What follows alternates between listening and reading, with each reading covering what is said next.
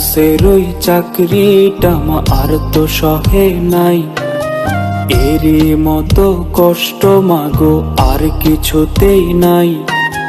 সকালবেলা উঠে কাজে বন্দি হয়ে যাই, রাতের 10টা বাজে মাগো বাসায় ফিরে যাই। চাঁদ সূর্যের আলো মাগো লাগে না রে গায়ে, গার্মেন্টসের ওই চাকরি আমি